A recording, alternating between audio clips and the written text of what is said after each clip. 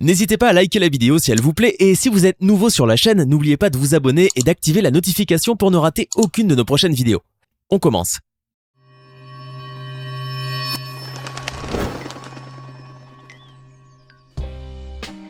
Bonjour et bienvenue à tous.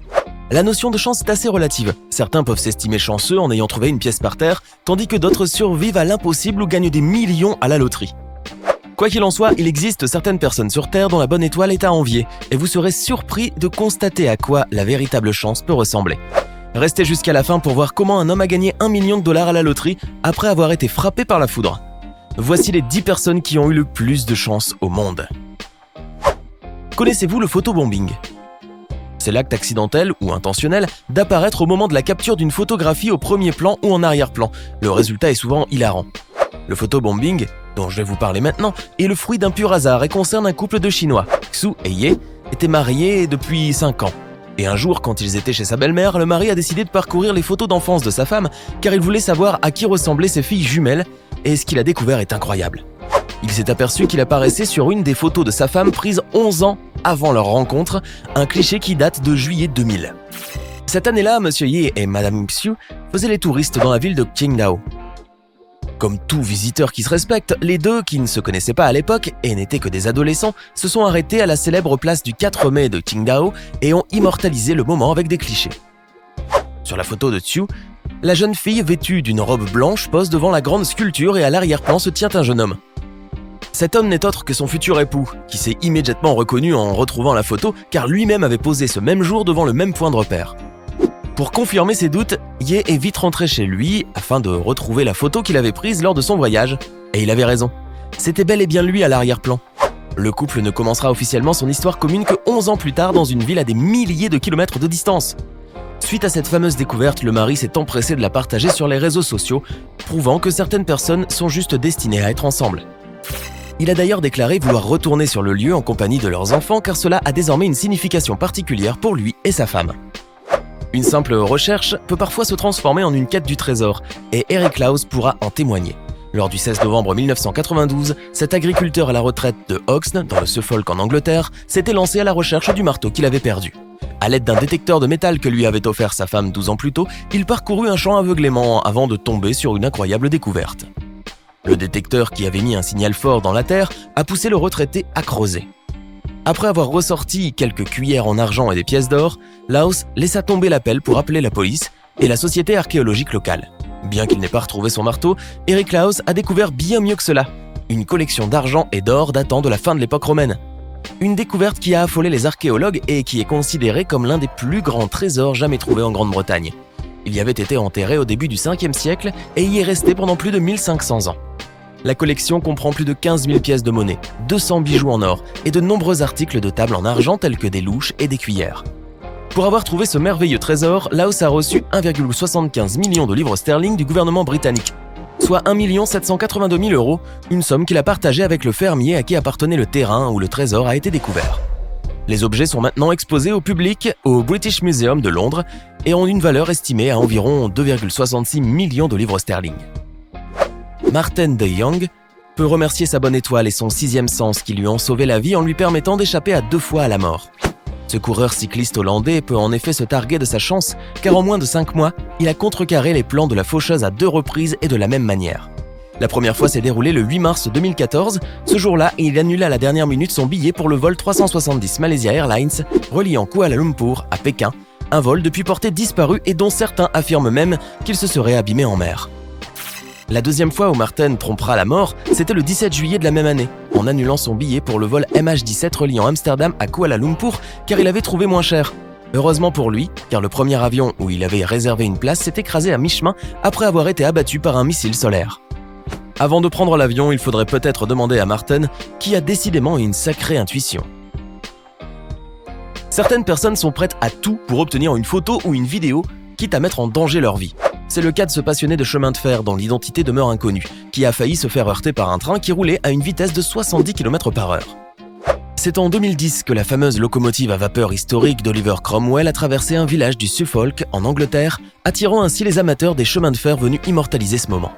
Comme cet homme qui filmait avec un caméscope et qui n'a pas hésité à se tenir debout près d'une ligne et était à 2 doigts de se faire renverser par un train express.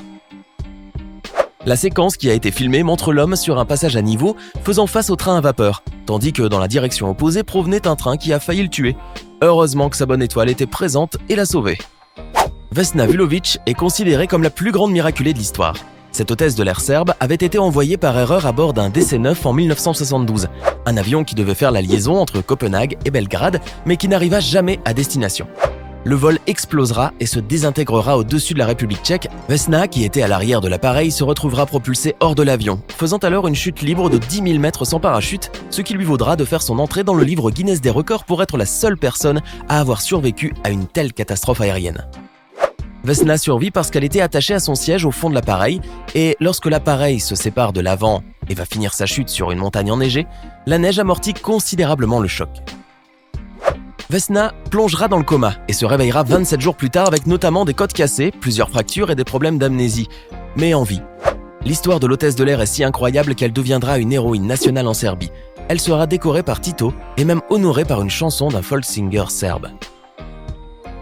Nombreux sont ceux qui ont égaré un objet de valeur sans avoir la chance de le retrouver un jour. La Canadienne Mary Grams aussi s'était résignée à ne plus jamais revoir sa bague de fiançailles qu'elle avait perdue il y a 13 ans, en septembre 2004, alors qu'elle arrachait les mauvaises herbes du jardin de la ferme. Suite à cet incident, Mary, qui avait vainement cherché partout pour la retrouver, avait décidé de ne pas en parler et de racheter une bague de remplacement moins chère que l'originale qui lui avait été offerte par son mari en 1951. 13 années s'écouleront avant que la bague ne réapparaisse, et c'est la belle-fille de Mary, Madame Colleen Daly, qui la retrouvera en soulevant une carotte difforme de terre avec la bague autour. Cette dernière n'avait pas remarqué la bague au début et avait l'intention de la donner au chien pour le nourrir, mais ne l'a finalement pas fait. L'origine du bijou fut facilement retracée, puisque la ferme appartenait à la famille depuis 105 ans. Heureuse, mais surtout chanceuse d'avoir retrouvé sa bague de fiançailles égarée depuis des années, Mary aurait quand même bien voulu célébrer cette incroyable trouvaille avec son mari, décédé 5 ans plus tôt. Bill Morgan est sans doute l'un des hommes les plus chanceux sur Terre. Vous voulez savoir pourquoi ? Eh bien, parce qu'après avoir été déclaré mort, il est revenu à la vie et a ensuite gagné au loto, non pas une fois, mais 2. Tout s'est produit en 1999 où Bill Morgan a subi une grave crise cardiaque. Il a, dans la foulée, été déclaré cliniquement mort pendant 14 minutes avant d'être ramené à la vie et de plonger dans un état végétatif. Il est resté 12 jours dans un coma profond, une période durant laquelle les médecins recommandaient à sa famille de le débrancher. Heureusement pour lui, cela ne s'est pas produit puisqu'il est sorti du coma suite à ces 12 jours et n'a souffert d'aucune séquelle. Suite à cette épreuve, Bill avait décidé de faire des changements dans sa vie. Il a quitté son boulot de chauffeur de camion et a épousé sa petite amie de longue date. Il a aussi gagné une voiture d'une valeur de 17 000 $ grâce à une carte à gratter. Ayant eu vent de son incroyable chance, une chaîne d'information australienne a décidé de l'interviewer. Pour faire plus réaliste, ils lui ont même donné une nouvelle carte à gratter en direct afin de reconstituer comment il avait gagné la voiture. Et imaginez ce qui s'est produit. Il a fini par gagner 250 000 $ en direct devant la caméra. Bill Morgan est décidément un sacré vénard. Au Canada, vous avez une chance sur 1 million d'être frappé par la foudre et près d'une chance sur 14 millions de gagner à la loterie nationale. Ainsi, les probabilités de vivre ces deux événements sont quasi improbables. Mais pourtant, Peter McCarthy en a bien fait l'expérience. Frappé par la foudre à 14 ans lors d'une sortie en bateau, Peter avait presque frôlé la mort. Fort heureusement pour lui, cet éclair ne lui a laissé aucune séquelle physique. Cependant, le plus surprenant est que sa fille a vécu le même scénario plusieurs années après, sans subir de dommages corporels non plus. Quelques années plus tard, ce commerçant originaire de la région de la Nouvelle-Écosse qui achète souvent des tickets de loto avec une de ses collègues, Diana Miller, va encore faire preuve d'une chance hallucinante. La chance de McCarthy est telle qu'il finira par remporter le prix de 1 million de $ au loto avec l'une de ses collègues. D'après des chiffres obtenus par la chaîne canadienne, la probabilité d'être frappé par la foudre au Canada est de moins d'une chance sur 1 million. Celle de remporter le gros lot à la loterie nationale est encore plus faible, une chance sur près de 14 millions. Alors cumuler les deux relève a priori de l'impossible. Son destin est si extraordinaire que Sophie Ledger, professeure de mathématiques à l'université de Moncton, s'est penchée sur son cas et a effectué des calculs. Il s'est avéré qu'il avait une chance sur 2,6 trillions qu'une personne puisse à la fois être touchée par la foudre et remporter le pactole au loto. Vous imaginez donc à quel point cet homme possède une chance foudroyante. Laquelle de ces personnes est selon vous la plus chanceuse ? Avez-vous déjà eu une telle chance à votre tour ? Dites-nous ce que vous en pensez en commentaire. N'hésitez pas à mettre un pouce bleu si vous avez aimé la vidéo et à vous abonner pour ne surtout pas rater la vidéo de demain. À très vite.